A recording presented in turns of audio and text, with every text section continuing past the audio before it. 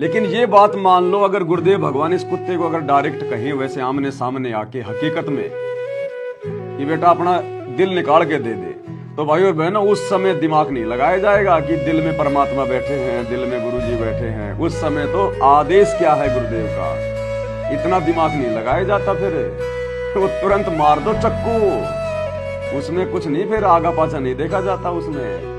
ये तो परमात्मा ने हमें समझाया है कि भगत ने थोड़ा बहुत विवेक का भी इस्तेमाल करना चाहिए, क्योंकि परमात्मा हृदय कमल में रहता है। इस मानव शरीर में परमात्मा का निवास कहाँ पर है? हृदय कमल में रहता है परमात्मा।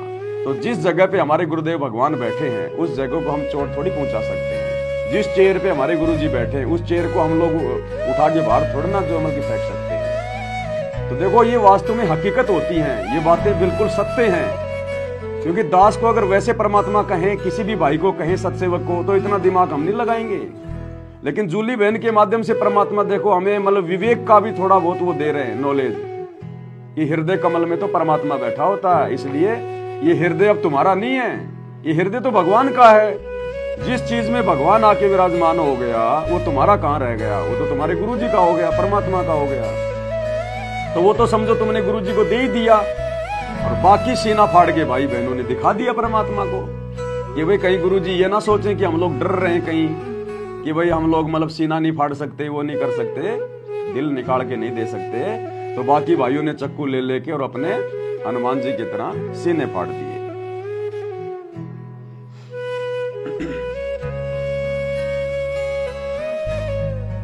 अगर हमारा होता, पर ये दिल हमारा नहीं, ये तो आपका है। इस हृदय में आप विराजमान हो, आपका निवास है, और हम उस स्थान को हानि नहीं पहुंचा सकते जहाँ पे आप विराजमान हो। आपको हानि पहुंचाने से पहले हमारे शरीर के कतरे टुकड़े टुकड़े हो जाए, टुकड़े होकर गिर पड़े, हमारे शरीर से सांसें छूट जाएं, पर हम आपको हानि नहीं पहुंचा सकते।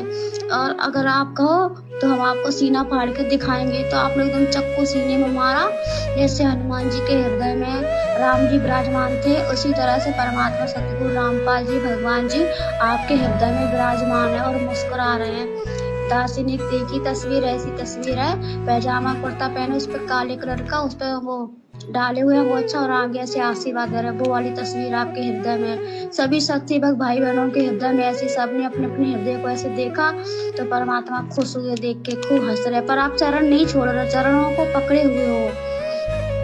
परमात्मा कह रहे हमें ये देखना था और ये परीक्षा लेनी थी कि सच में आप हमारे साथ जाने के योग्य हुए हो या फिर दिखावा कर रहे हो। अभी तो तुम कह रहे हम परमात्मा को भगवान मानते, और कहीं हम ऐसा मतलब एक झटका मारे तो आप सबके सब गिर जाओ, और आप सब पास हुए इस परीक्षा में। आप सच में हमें भगवान मानते हो।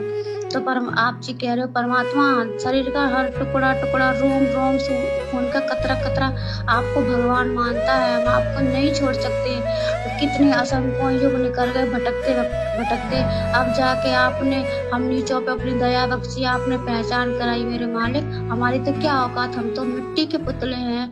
आपकी दया कृपा से आपने अपनी पहचान कराई है मालिक, हम आपको नहीं छोड़ सकते। फिर परमात्मा जी कह रहे हैं कि आप जी चरण नहीं छोड़ोगे और हम चलेंगे तो हमारे साथ आप भी खचरोगे, तो आपको चोट लगेगी। तो आप जी कह रहे नहीं मालिक, अब भगवान के होते उनके भक्तों को चोट तो छू भी नहीं सकती। अगर हम आपके साथ खचरेंगे तो हमारे फूल जैसा शरीर होगा, फूल चुभेंगे, हमारे शरीर मिट्टी नहीं चुभेगी। जिस स्थान पर आप अपने चरण रखते हो वो वहाँ पे मिट्टी कंकड़ नहीं होते, वो फूल